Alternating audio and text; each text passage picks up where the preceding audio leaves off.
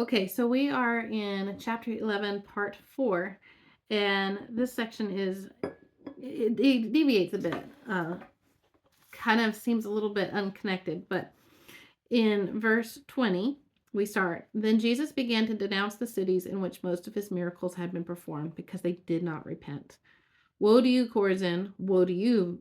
Woe to you, Bethsaida! If the miracles that were performed in you had been performed in Tyre and Sidon, they would have repented long ago in sackcloth and ashes. But I tell you, it will be more bearable for Tyre and Sidon on the day of judgment than for you. And you, Capernaum, will you be lifted up to the skies? No, you will go down to the depths. If the miracles that were performed in you had been performed in Sodom, it would have remained to this day. But I tell you that it will be more bearable for Sodom on the day of judgment than for you. So that is some harsh words. So we just gone from John the Baptist and his disciples leaving, where he speaks to the disciples, and then he speaks to the people about receiving him. But then, see, we also talked about in the beginning of this chapter that Jesus has gone to the hometowns of where these disciples have come from his own hometown area. And all of these, if you look on the map, Chorazin, Bethsaida, Capernaum, they're all in that area of the Galilee where they were just doing this ministry. And apparently they did not receive Jesus's words. They did not repent. They saw all these miracles that were taking place. Jesus was going to perform miracles and to bring light. This is the Messiah coming into these areas. They should be open arms to the Messiah because they knew who they were looking for. Yet they chose to completely reject him. They did not repent. And so it's harsh because he says, even Sodom, those that were in Sodom and Gomorrah that were filled with wickedness, if I had have come down and performed these miracles, they would have turned and repented. But not my own people who know me, who know who God is, who know God's heart, who are looking for the Messiah. They are choosing to reject him.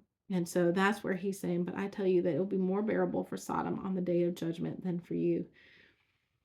And I think about it personally. How many times has God tried to get our attention, and he does things in our lives, but we're so hardened in our hearts that we don't even hear him, we don't receive him.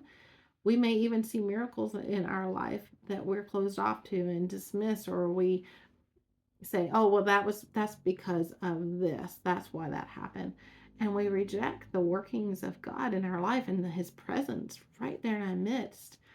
So we never want to become the people of God who know who he is, know his voice, but yet we completely spurn and reject him.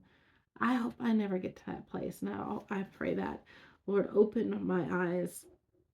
And these were people, the Sodom and Gomorrah, this was a long-standing reputation for wickedness. And many of these cities that Jesus visited, they also had long-standing, Tyre and Sidon. He's referencing these cities as places that had been long-standing wickedness. They were filled with wickedness for years. And he's saying, even these, if I had have come and done the same miracles and taught the same things, they would have turned. But you did not. So Lord, help us that we never get to a place that we reject the one that we hold dear, and that we treasure his word, we read his word, but we have no idea when he's in our midst. So we'll pick up here tomorrow, and hopefully that sinks in and lets you be able to mull over that one a little bit today and just really search your own hearts. It's, Lord, have I missed you in some way? You've been right there in my presence. You've performed miracles. You've spoken to me, and yet I have not heard you because I followed my own ways.